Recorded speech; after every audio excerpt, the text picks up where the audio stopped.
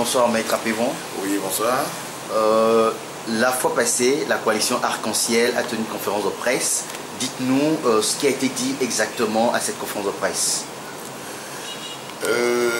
Si je dois faire un résumé de ce que nous avons dit au cours de cette conférence de presse, c'est que dans un premier temps, nous avons, depuis les élections législatives, nous avons réfléchi longuement au niveau de la coalition, et ce qui nous a permis de faire un bilan de ces élections-là avant de nous projeter vers l'avenir. Et le bilan nous a permis également de faire le constat, encore une fois, que ceux qui nous dirigent aujourd'hui, nous sommes convaincus avec les chiffres de ces élections-là, que ces gens-là sont minoritaires. Et qu'en termes de suffrage, l'opposition, toute tendance confondue, est majoritaire par rapport à ceux qui prétendent aujourd'hui avoir la majorité. Et nous avons dit que c'est parce que c'est des problèmes d'inorganisation au sein de l'opposition qui ont fait que nous avons encore offert justement cette, je dirais, cette facilité-là à unir et ses affidés. Et à partir de là, nous avons dit, pour nous projeter résolument vers l'avenir, la volonté ou ce que recherchent aujourd'hui les Togolais dans tous leurs compartiments, c'est ce regroupement de l'opposition. Nous avons fait encore la preuve, une fois de plus, que sans ce regroupement, sans cette union véritable, l'avenir risque de nous échapper. Et nous avons dit que nous avons raté les législatives de 2013, qui devraient normalement être le premier tremplin pour nous pour 2015. Nous les avons ratés, mais nous devons nous mobiliser pour imposer notre vision, notre manière d'organiser les locales, puisque les locales pour nous, ce sont indispensables, parce que ça permettra à nos localités de se prendre en charge à la base. Et lorsque nous aurions, au niveau de l'opposition, nous serions organisés autrement pour les gagner, nous rattraperions ce que nous avons laissé passer pour les législatives. Et ainsi, cette cohésion-là nous permettrait de nous positionner pour 2015. Nous avons dit également que les réformes sont indispensables parce que pour aller à 2015, dans la paix et dans la transparence, il y a deux réformes essentielles qui sont vraiment indispensables pour nous et nous devons nous bagarrer pour les obtenir. C'est le mode de scrutin à 2 tours et la limitation du mandat avec effet immédiat. Ça, c'est les deux. Nous ne voulons plus embrasser trop de choses pour qu'on nous dise « Ah oui, on ne peut pas faire tout ça là ». Mais tout le monde sait aujourd'hui que le mode de scrutin, c'est quelque chose dont on parle depuis des années. La limitation du mandat, on en parle depuis des années. Si on focalise nos revendications uniquement sur ces 2 points-là, je crois que nous pouvons les cerner. Et nous avons, à coup sûr, appris du côté de ceux qui nous accompagnent qu'ils peuvent au moins nous aider à obtenir ces 2 réformes. Donc pour nous, ces 2 réformes sont indispensables. Et pour les obtenir, l'unité d'action de l'opposition est encore indispensable. Et ce n'est qu'après maintenant que nous allons nous projeter. Et nous avons parlé de la candidature vers la présidentielle, parce que partant des locales, nous nous projetons véritablement vers la 2015, et nous avons dit que pour cette présidentielle-là, nous devons mettre plusieurs fers au feu. Le premier, c'est d'obtenir les réformes. Si nous obtenons les réformes, et nous devons nous battre pour les obtenir, c'est que ça balise le chemin. Si on a 2 tours de scrutin, ceux qui veulent s'exercer au premier tour, ils le feront.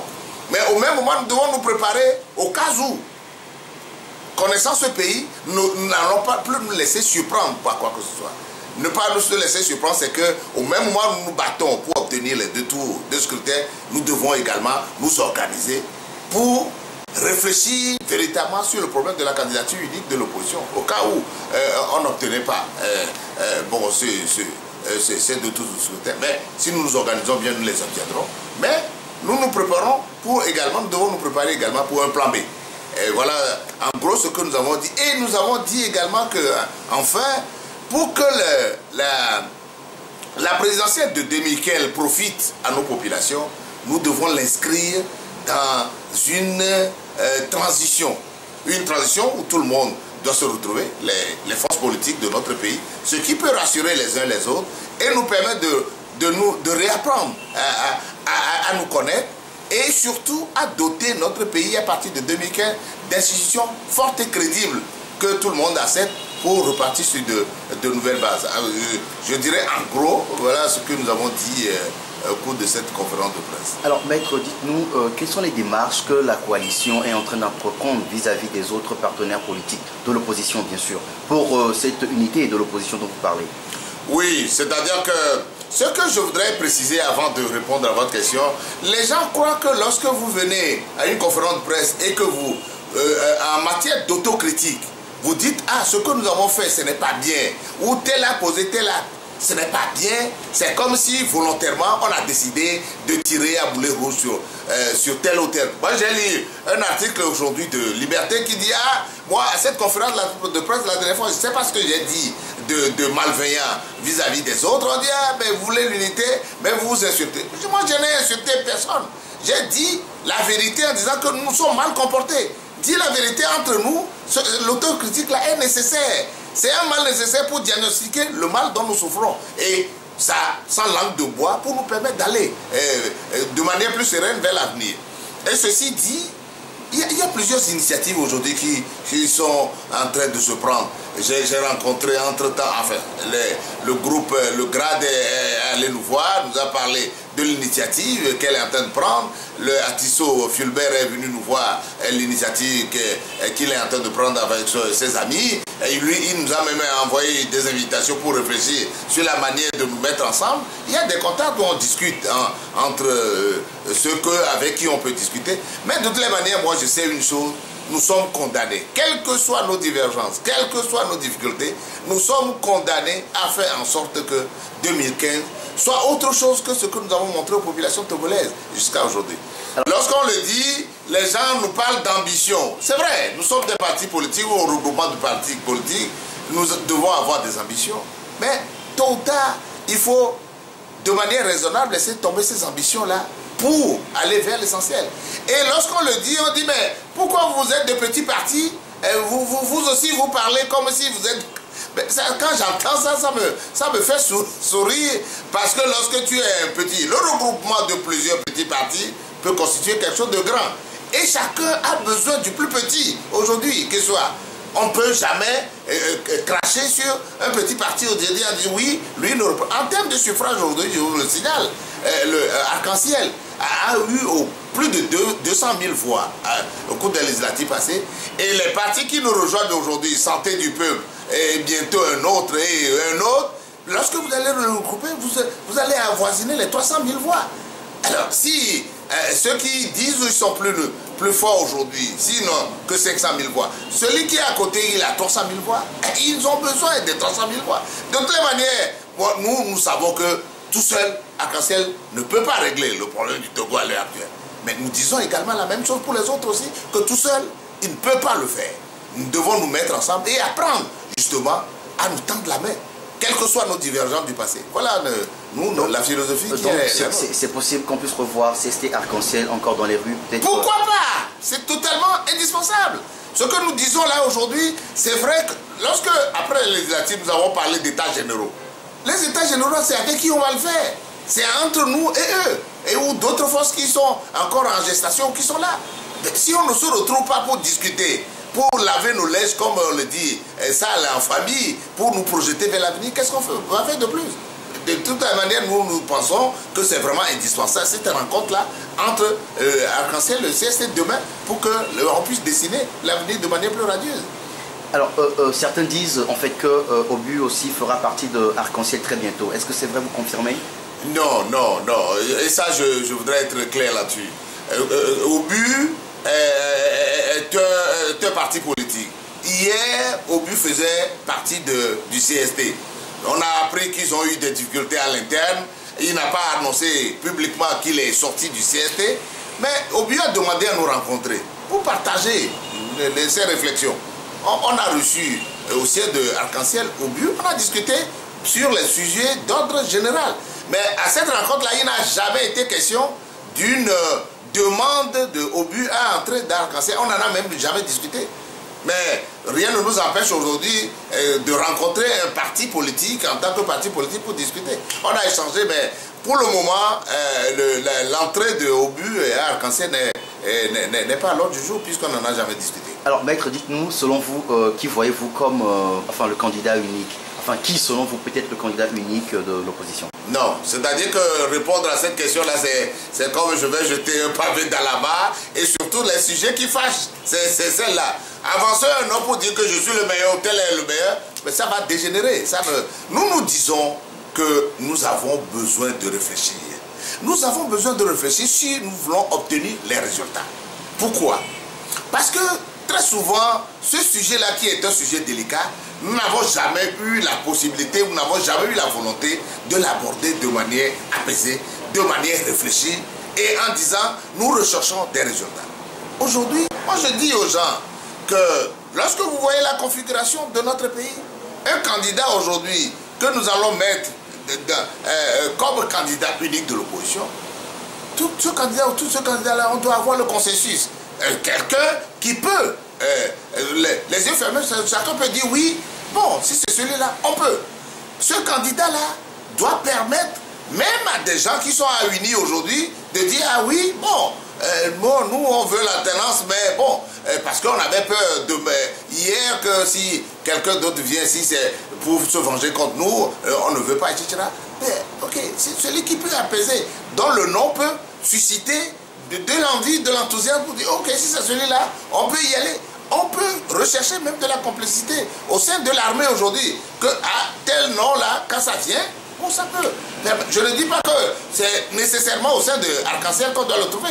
On peut le trouver demain au CST, on peut le trouver ailleurs, en dehors du CST, mais l'essentiel est qu'on en discute, qu'on soit autour de quelque chose et que chacun laisse tomber un peu son ego et de manière honnête et sincère, on peut discuter de ce sujet sensible-là et pour arriver à un résultat. Nous disons aujourd'hui qu'on a annoncé à la conférence des fois que Arc-en-Ciel aura son candidat et son nom sera dévoilé bientôt pour que ce candidat-là soit le candidat à la candidature unique demain. Mais nous le disons avec justement cette disposition interne qui consistera à dire demain, si on arrive à faire le consensus de quelqu'un, le candidat que nous trouverons va renoncer justement à son ambition pour soutenir celui qui est le candidat qu'on aura choisi ensemble. Alors, comment voyez-vous 2015? Est-ce que l'alternance est possible? Ah oui, l'alternance est possible. Je vous l'ai dit tantôt, en termes de suffrage, nous sommes nombreux. Quand vous prenez le résultat des dernières législatives, il y a 3 millions d'inscrits. 2 millions ont seulement voté. Donc ça veut dire que 1 million ont refusé d'aller voter. Le million qui a refusé de voter, ce ne sont pas les gens de UNI. À chaque élection, UNI fait toujours, ou RPT, fait toujours le plein de ses voix. Donc ceux qui ont refusé d'aller voter, nécessairement, c'est du côté de l'opposition. Mais en prenant même les 2 millions qui ont voté, qui ont accepté de voter, en termes de suffrage, mais UNI n'a eu que quoi? La voix de UNI aujourd'hui par rapport à l'ensemble des électeurs inscrits ne fait même pas le tiers. Alors, ils n'ont même pas le tiers de l'électorat. Alors, ça veut dire que si aujourd'hui, nous nous mobilisons véritablement, nous trouvons la solution que les Togolais recherchent, mais 2015, c'est à notre portée. Il n'y a pas de doute là-dessus. Mais on a comme l'impression que le pouvoir ne veut pas des réformes, ne veut pas des réformes et ne veut pas organiser les locales. Est-ce que vous allez l'y obliger? Comment allez-vous faire pour que ces réformes puissent se tenir? Oui, vous avez raison. Moi, j'ai dit, j'ai fait une déclaration la dernière fois qui paraît-il a fâché. On dit oui, je suis en train de susciter de la révolte. J'ai dit mais c'est les populations togolaises appauvries qui sont le plus concernées par les élections locales. Même s'il faut aller de préfecture en préfecture pour aller les réveiller, pour aller les mettre en position de bataille, pour qu'elles-mêmes revendiquent ces locales-là dans les jours à venir, il faut le faire. Parce que la misère, c'est eux. Ces populations, ou c'est elles, j'allais dire. Ces populations qui souffrent, qui sont appauvries. Donc, il faut quand même que nous puissions mettre ces populations en ordre de bataille pour revendiquer ensemble avec nous justement l'organisation c'est locale. Parce que tous nos partenaires, vous rencontrez n'importe quelle chancellerie aujourd'hui, à l'Union européenne, la France, les États-Unis, ils ne comprennent plus rien du tout. Ils ne comprennent plus rien parce qu'au moment où on discutait pour aller aux élections législatives, le gouvernement a fait la promesse que aussitôt après, on allait organiser ces locales. C'est la même chose qu'ils ont fait avec nous en 2006, que aussitôt après les législatives de 2007, ils vont organiser les locales. Mais ils ont refusé de les organiser jusqu'aux dernières élections de 2013. Et c'est la même gymnastique qu'ils ont recommencé.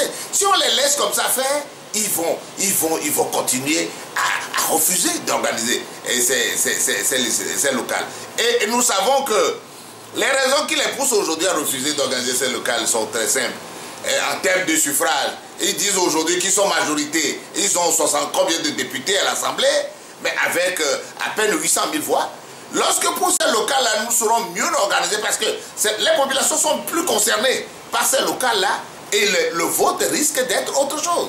Donc, lorsqu'en termes de suffrage, on verra demain que les 800 000 voix même qu'ils prétendent avoir obtenues, ils ne vont pas les obtenir pour les locales, mais ça va les affaiblir pour la présidentielle. Pour ces raisons-là, ils refusent d'organiser les locales. Mais il nous appartient de nous organiser pour que finalement, on ne subit pas indéfiniment la loi de l'UNI. Voilà. Alors, au jour d'aujourd'hui, les crises s'ouvrent un peu partout dans tous les secteurs dans le pays, et particulièrement dans l'éducation. Dites-nous, que pensez-vous de ce qui se passe aujourd'hui à l'université de Lomé, avec l'arrestation des étudiants qui ne finit jamais? Non, c'est un vrai désastre. C'est un vrai désastre, mais tout ça là, j'ai compris finalement que c'est un plan. Un plan que le pouvoir en place a concocté avec ses profiteurs, la minorité au pouvoir aujourd'hui qui sont des profiteurs. Comme ils ne veulent pas perdre le pouvoir, comme ils sont programmés indéfiniment pour rester au pouvoir, ils ont décidé d'étouffer toute revendication sociale. Ils ont décidé d'étouffer tout mouvement sur le plan social. Prenez l'exemple des enseignants hier. Ces enseignants qui revendiquaient des choses légitimes ont été étouffés. Prenez l'exemple des médecins, le Symphone, on les a étouffés. Lorsqu'on a augmenté le prix du carburant, la tentative faite par les organisations des consommateurs, on les a réprimés. Mais c'est la même chose qu'on fait avec les étudiants aujourd'hui. Des étudiants qui ont déjà négocié quelque chose avec le gouvernement. Ils ont obtenu un accord signé. Lorsque le gouvernement a envie de remettre en cause ce qu'ils ont fait hier, la chose la plus normale, c'est de relancer la discussion avec les étudiants ou avec les représentants des étudiants. Mais si au départ ils disent qu'ils ne veulent pas de ces modifications, il faut négocier pour les amener à cela. Et ils sont allés à cette négociation, ça n'a pas marché. Les responsables ont voulu seulement réunir leurs camarades dans l'Assemblée générale pour les informer de ce qui se passe et recevoir justement ce qui est la conduite à tenir. Mais une Assemblée générale à l'université, on dit qu'on l'a interdite. L'Assemblée générale interdite et par conséquent, on a déversé des milliers de forces de l'ordre sur le campus pour mater les étudiants, les pourchasser, les blesser et les emprisonner pour les intimider. Pour que finalement, on dise que sur le campus aujourd'hui, il n'y a plus de réaction. Donc dans le pays, il n'y a plus de réaction. Donc ça dit qu'on veut nous ramener à la période compliquée du RPT avant là, où tu n'as même pas le droit de parler. Si tu veux parler, sortir un mot, tu dois regarder à gauche, à droite, avant de le dire. Non, on ne peut pas accepter que ça se passe comme ça. De toutes les manières, nous avons lancé un appel au niveau d'Arc-en-Ciel en disant à tous les Togolais que ce qui se passe là et que nous regardons peut être impassible, en disant oui, mais ce n'est pas nous, ce n'est pas nous qui sommes concernés. Mais lorsque ce pouvoir va étouffer tous ces mouvements-là, un à un, il n'aura plus rien à faire. Alors il nous appartient de nous mobiliser. Derrière ces étudiants-là, faire en sorte que ce mouvement-là puisse peut-être enclencher encore un grand mouvement d'ensemble de contestation, de protestation. Le président a lancé à Kara tout récemment le Fonds national des finances inclusives. Que pensez-vous de ça? Selon eux, c'est pour réduire la pauvreté dans le pays. Non, c'est-à-dire que l'idée en elle-même, je ne trouve pas que c'est mauvais. Ce fonds-là pour aider les populations. S'il doit avoir un mécanisme aujourd'hui qui est un mécanisme totalement anonyme. Parce que le fonds qui va servir de soutien à l'aide là, et qui est mis à la disposition des organisations de microfinance, mais c'est notre argent nous tous. C'est les fonds des Togolais, c'est l'argent des contribuables. Ben, si cet argent peut servir à réduire la pauvreté, moi, je dis oui. Mais la manière dont le fonds va être utilisé, moi, c'est ce que moi j'attends de suivre. Parce que ce qu'ils ont commencé là, avec la grande propagande politique autour, c'est ça qui constitue le danger. Parce que lorsque on met les fonds du pays à la disposition des microfinances pour aider les populations, lorsqu'on commence déjà par dire oui, mais c'est l'équation personnelle de celui-ci, c'est lui seul qui est ceci, alors que c'est notre argent, nous tous, c'est ça qui est la dénaturation de l'idée. L'idée en elle-même, elle est correcte, mais ceux qui vont être triés demain pour bénéficier de cette aide-là, c'est ce que nous allons voir. Qu'on ne nous dise pas, ah oui, mais comme ils l'ont fait dans le passé, pour pouvoir bénéficier de l'aide, il faut que tu ailles émarger sur la liste d'UNIR, il faut que tu ailles voter pour UNIR. Si c'est ça là, donc ça dit que c'est une belle idée, mais elle va être totalement dévoyée. Et que pensez-vous de l'OTR, surtout avec celui qui est à la tête de l'OTR? Que pensez-vous de tout cela? Oui, ça aussi, c'est un sujet assez compliqué. Les Togolais, nous avons tous ressenti très très mal cette affaire. L'OTR, comme je le disais également pour le fonds de soutien-là, c'est une bonne idée qu'on puisse faire un guichet unique pour les douanes et les impôts, pour une meilleure transparence dans les recettes publiques. C'est bien. Mais lorsque la chose a été faite et que même déjà celui qui doit piloter la chose suscite autant de problèmes, alors l'avenir de ce projet-là, qu'est-ce que ça sera? Moi je dis une chose, ce n'est pas parce que l'idée est venue de l'UNI ou du chef de l'État aujourd'hui qu'a priori je dis c'est une mauvaise idée. Mais je voudrais voir comment est-ce que ça va être fait. Moi je voudrais voir demain, en termes de recettes mobilisées ou mobilisables pour le pays, quelle va être la différence entre ce que la douane et les impôts faisaient l'année, il y a un an ou deux, par rapport à la mise en place de l'OTR. On aura à se prononcer sur le sujet au cours du vote du budget de l'année prochaine. Je verrai réellement quelles sont les performances réelles que l'OTR va faire et nous permettre justement de dire que cette idée-là, elle est correctement appliquée. Alors, peut-être un dernier mot pour le peuple togolais. Un dernier mot, je dirais que nous savons que nous sommes en difficulté. Nous sommes aujourd'hui un peuple totalement en difficulté, désemparé, parce que tout ce qui s'est passé l'année dernière a fait que aujourd'hui le citoyen togolais est à genoux. Les marchés qui ont flambé, l'économie partie en fumée. Vous voyez aujourd'hui sur le plan économique, c'est-à-dire que la souffrance est visible, elle est palpable. Allez dans nos campagnes, vous allez voir que le Togolais vivote. Aucun secteur aujourd'hui n'est épargné. Alors, c'est vrai que les Togolais sont aujourd'hui devenus des épaves. Mais je dis, si ce qui nous arrive aujourd'hui doit nous pousser au renoncement, à dire oui, bon ok, comme nous souffrons trop là, cette affaire-là, tournons le dos, allons plutôt dans les églises, allons plutôt chez les pasteurs pour aller prier. C'est vrai, Dieu écoutera nos prières, mais Dieu dit, lorsque tu ne mets pas sur le genou, il ne te le mettra jamais à la tête. Aucune prière prise en elle-même ne nous permettra de changer la situation du Togo aujourd'hui si les Togolais eux-mêmes ne se décident pas un jour de braver justement ce qu'ils doivent braver. Parce que les peuples qui sont sortis d'affaires, c'est des peuples qui ont bravé justement la dictature. En fait, ce que nous sommes en train de constater aujourd'hui, c'est une dictature rampante qu'on est en train de mettre en place à l'image du RPT d'hier. Et le nom uni qu'on a donné à ce parti n'est pas gratuit. Uni, ça veut dire que progressivement, c'est le creuset national. Et on dira bientôt à tout le monde de regarder dans la même direction. Comme on est en train d'étouffer les mouvements, nous ne pouvons pas l'accepter.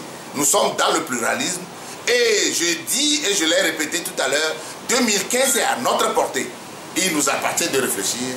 Il appartient à tous ceux qui sont des acteurs politiques dans ce pays de réfléchir à la meilleure formule et de manière consciente et faire en sorte que nous puissions sortir des difficultés. La population togolaise aussi a un rôle à jouer. Je la convie à jouer ce rôle pour nous pousser, nous, politiques, à jouer correctement notre partition pour que 2015 soit l'année de lumière pour le Togo. Merci beaucoup. Je vous remercie.